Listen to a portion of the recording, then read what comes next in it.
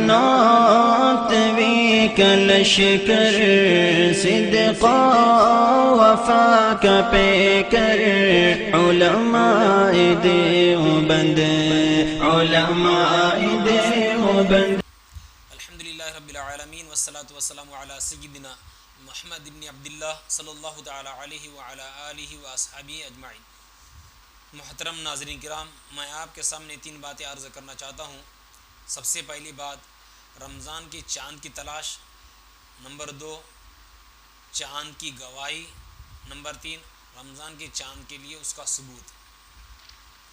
سب سے پہلی بات یہ ہے کہ ماہ شعبان کی 29 تاریخ کو سورج غروب ہونے کے وقت میں رمضان کے چاند کی تلاش کرنا ضروری ہے.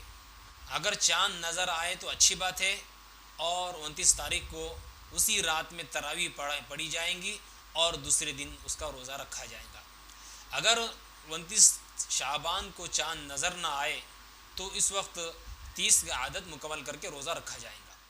اور دوسری بات یہ ہے کہ شعبان المعظم کی 29 تاریخ کو اپنے علاقے میں چاند نظر نہ آئے بلکہ کسی دوسرے علاقے میں، کسی دوسرے شہر میں چاند کی اطلاع معتبر طریقے سے آ جائے اور اس کی سچائی و صداقت کا غلبہ زن ہو جائے تو اس صورت میں اس کی خبر کا اعتبار کیا جائے گا، اگرچہ خبر دینے والا ایک ہی شخص کیوں نہ ہو.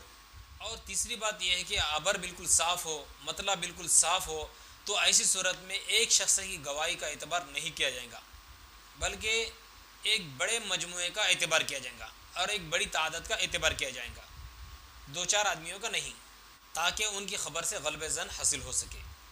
کیونکہ جب آسمان صاف ستھرا ہو، مطلع صاف ستھرا ہو اور سارے لوگ دیکھ رہے ہو تو یہ کیسے ہو سکتا ہے کہ ایک آدمی کو نظر آئے اور باقی سارے لوگوں کو نظر نہ آئے. اس لیے اس ایسی صورت میں ایک آدمی کی گواہی کا اعتبار نہیں کیا جائے گا بلکہ ایک جمع غفیر اور بلکہ ایک بڑی تعداد کا اعتبار کیا جائے گا، کیونکہ یہاں مطلع صاف ستھرا ہے اور ابر بالکل صاف اور شفاف ہے. اور چوتھی بات یہ ہے کہ آسمان بالکل صاف ستھرا نہ ہو، شفاف نہ ہو، ابر آلود ہو اور چاند رات میں آسمان پر بادل ہو، گرد و غبار ہو، تو رمضان کے چاند کے لیے ایک مستور الحال عادل شخص کی گواہی کا اعتبار کیا جائے گا اور اس کی گواہی سے روزے کا حکم ہوگا. بہرحال یہ 3 باتیں میں نے آپ کے سامنے رکھ دی. اس کے علاوہ اور بھی بہت سارے باتیں ہیں، جیسے کہ ہیلی کاپٹر کے ذریعے سے چاند کو دیکھنا، سائنسی تحقیق کے مطابق کیمرے کے ذریعے، دوربین کے ذریعے سے چاند کو قریب کر کے دیکھنا، اس کا کیا حکم ہے اور اس کا اعتبار شریعت میں کس حد تک درست ہوگا، تو آپ کمنٹ کر کے بتا سکتے ہیں یا فون کے ذریعے رابطہ کر سکتے ہیں.